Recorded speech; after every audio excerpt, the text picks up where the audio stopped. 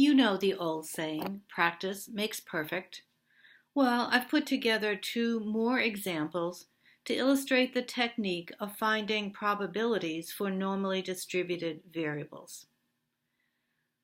Let's get some more experience using z-scores to answer questions about normally distributed variables. In this first example, we are told that the length of time a woman is pregnant is normally distributed with a mean of 260 days and a standard deviation of 15 days. And we're asked three separate questions. What proportion of women are pregnant for less than 234 days, more than 265 days, and finally between 250 and 270 days? These will require three separate analyses, but there are many similarities among them. The first question posed was less than 234 days. So we compute a z-score by taking the value in question, 234, subtracting the population mean of 260, dividing by a standard deviation of 15, and come up with a negative z-score of negative 1.73. It is negative, of course, because 234 is less than the mean.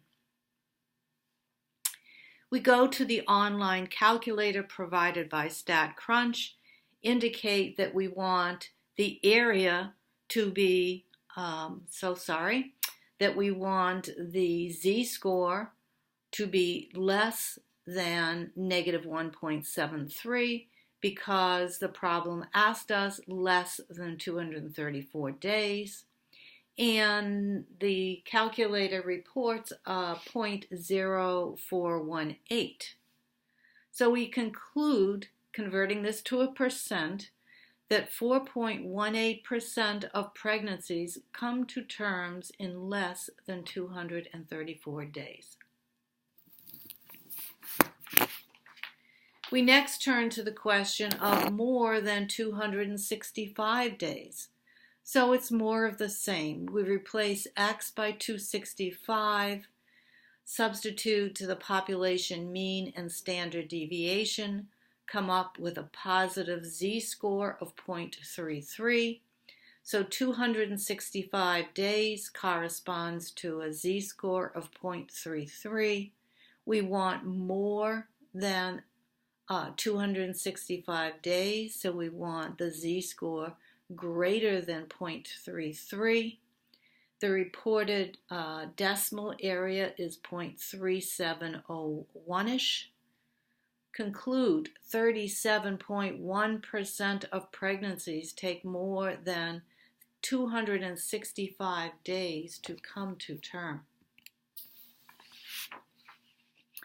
Finally, we have two boundary values. We want the chance that a pregnancy takes between 250 and 270 days to come to term, which involves creating two z-scores, one for each boundary value. So we're looking now for the area between z equals negative 0.667 and positive 0.667. So I've switched my normal calculator from standard, which only has one boundary value, to between, which allows for the input of two boundary values, and I enter a negative and a positive 0.66, and the reported area between those two z values is 0.9522. So I am concluding that 95.5% of pregnancies last between 250 and 270 days. So one last application. According to this automobile magazine, Porsche 911s hold their value quite well. A Porsche 911 with a price of $87,500 for a new new car is expected to get a price of $48,125 after 3 years. So here are the assumptions.